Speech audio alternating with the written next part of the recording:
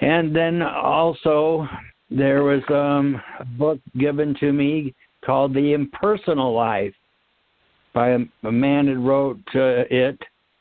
His name was Dowling, I think. And that was a very, very powerful book in my life, besides trying to test these cycles of life. And then this Impersonal Life had the words that were, I guess you could call them pretty words or something, but they were very powerful to me. It was like I thought that was truth. I guess I could give you a little example of like some of the words. It would start out like partly, in order the better to comprehend the deep and vital truths contained in this message, you are urged to approach each reading of it with quiet and open mind. Still the intellect and invite your soul to do the teaching. Well, anyway, that's just kind of stuff that I was attracted to for whatever reasons by the lifestyle I'd lived of growing up very young with a lot of freedom to go and do whatever I wanted practically, because I lived on an island up in Puget Sound in Washington, and so it was wooded, second growth timber, and the nearest store was, a couple miles or something, and I didn't have close neighbors, but I had a bicycle and I could ride around, and my father had given me a beautiful pony named Silver that I would ride around and enjoy that.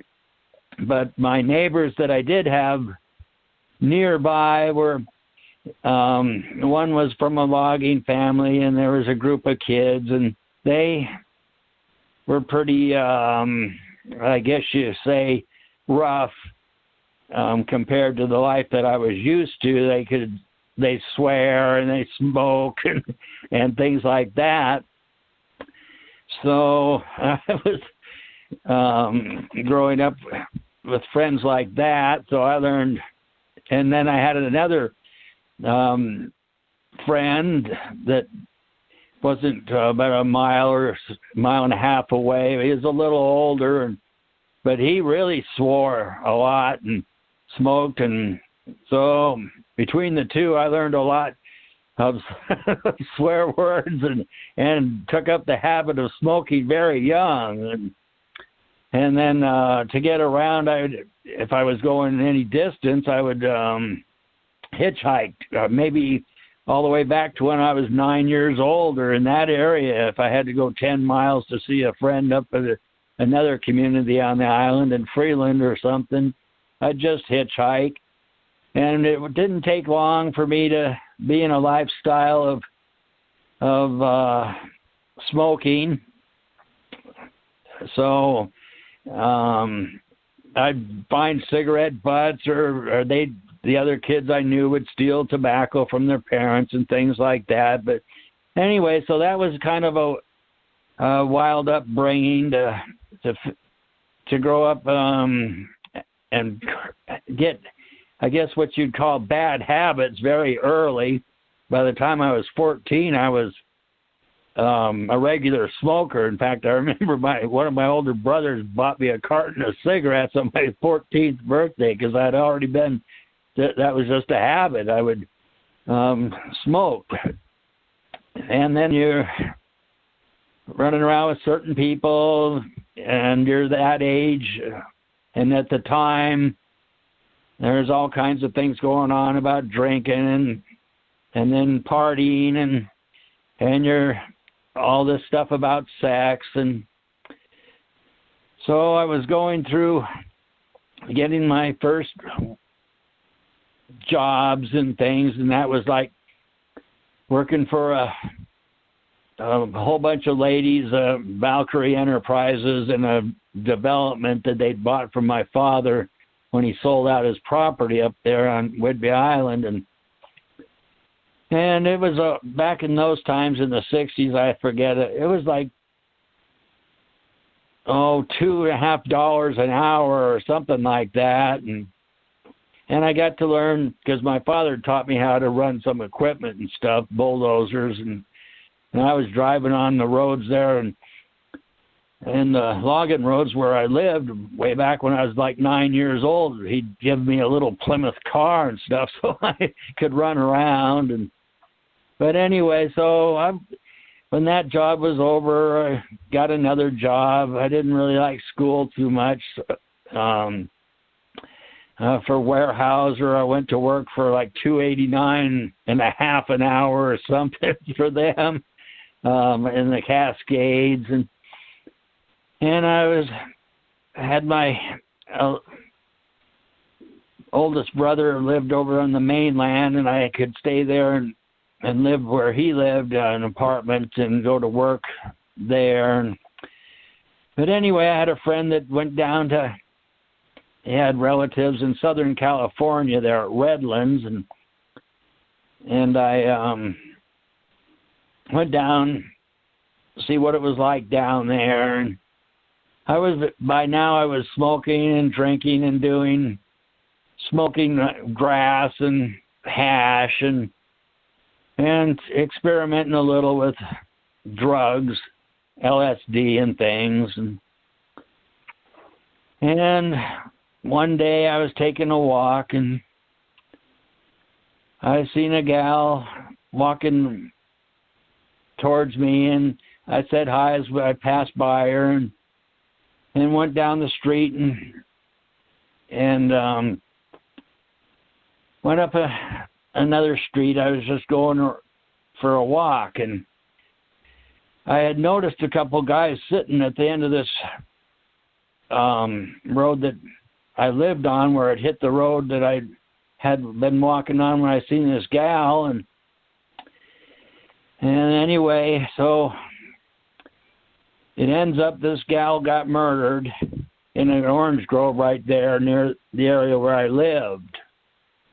And the cops came and visited me because I guess someone, had noticed that I had been in the area, which I had been, and so I went down to the station with them, and they asked lots of questions, and then it was getting kind of crazy, and they were acting like I was the one who did it, and they put me through quite a bit of stuff like you'd see on a TV movie, and arrested me for murder, so I had to go through the experience of being led into a San Bernardino County courthouse in shackles and chains. You've got things around your ankles, and you've got your handcuffs on, and they hook together behind your back to the shackles, and you're on United Press International and Associated Press International and papers, and so that was quite an experience to go through. Anyway, I did get a hold of my father, and he had to pay like $7,000 to get an attorney to represent me. And so they took me into the courthouse, and the attorney said to the whatever they call the cops, they had a writ of habeas corpus. And that's something to do with what proof do you have for charging this person, arresting this person for murder. And anyway, so they'd already held me 3.5 days going through like a nightmare of telling me I did it, and give me a few minutes with him and I'll get it out of him, and on, stuff like that. And I was only 19 or 20 at this time. Guess I just turned 20. So that was a big experience. I was released and went back up here to Oregon with my father, and that makes a person wonder why, these experiences that we get in life and the lifestyle that were living. So I was, I guess, what's called seeking about this stuff, but that I had a little experience with, being not real into, but my mother would take me to the Catholic Church when I was young and stuff, if I wanted to go, and they didn't have many people at the church, and so anyway, as an altar boy and stuff like that, and so this Christian stuff was hard to understand. In the Catholic Church, they do this Latin stuff, and you don't understand what their words mean or anything like that, and all their rituals and stuff like that. But anyway, after that experience of having been arrested for murder, I was really seeking about getting to know about life, I guess, and the whys about it. So that I came across books like the Aquarian Gospel of Jesus the Christ of the Piscean Age, and I would read that and all the information, and it sounded to be like very possibly truth, and cusp of the ages, and cherubim and seraphim, and on and on, and I guess that was part of my life too. Besides, I was kind of free person to do whatever I wanted. I didn't have very much what you would call parental guidance about. I was kind of free to smoke and stuff when I was young, and go hitchhike around or do what I wanted. But so I would go, and I'd experience the gambling life too. I'd go to hitchhike around or drive or whatever I was doing at the time to try this experience, see if I could make lots of money or something in Nevada or Reno or something. But anyway, I ended up meeting a young lady there that I fell in love with, and so we got married, and we had a son, and then after a few years, it didn't work out because we were both, I guess you would call it, alcoholic nymphomaniacs or something. But I was able to, work jobs and stuff too for the lifestyle. But it got into being violent and all that kind of stuff. And besides that, I'd had experiences with the alcohol of accidents, and so eventually that didn't work out. So then I went through this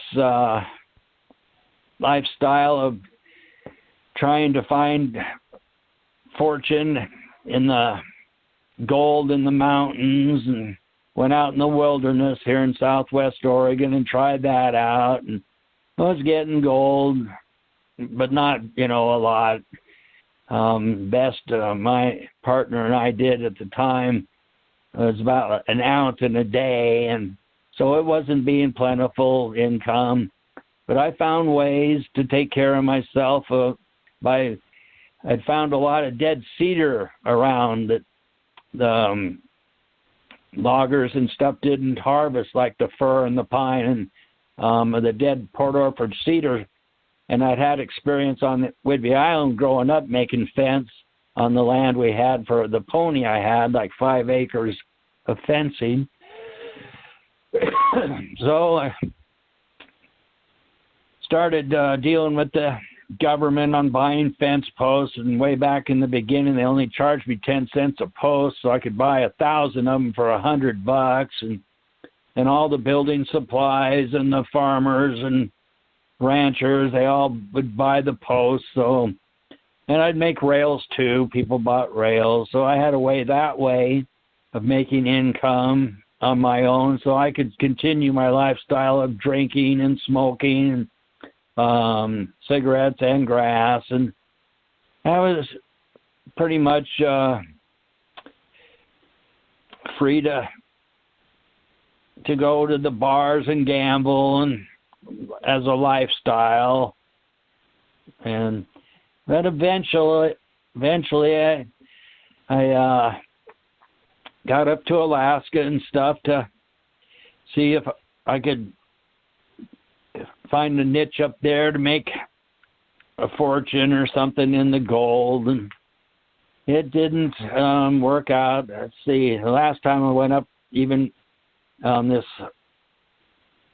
last summer it was, with Val, we went to a place that I'd been before and tested and thought that was going to be real good, but that didn't pan out either. So that would have been different though now, because the purpose would have been, if it turned into being plentiful and productive in gold, that it would be a means to help with the projects, to get these projects going in the NuPresentation.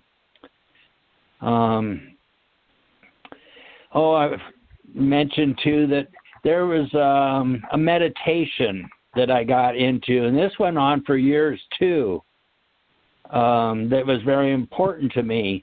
There were certain things that I had, whatever you want to call it, ritual style of doing every day or something, because what I was hearing from certain words that I was paying attention to is like, if you will devote but 1 hour each day, thus to me alone, imagining and practicing my presence within you. Anyway, there's a promise made and stuff, and in these words, that if you do that. So I was trying to do the hour a day for quite a while of just imagining and practicing. I don't know whether you want to call it God or something in you, a higher self or something. And then there was a meditation that was very important to me that I was doing every day for, I guess, years, even though I was a drinker and smoker and things like that. But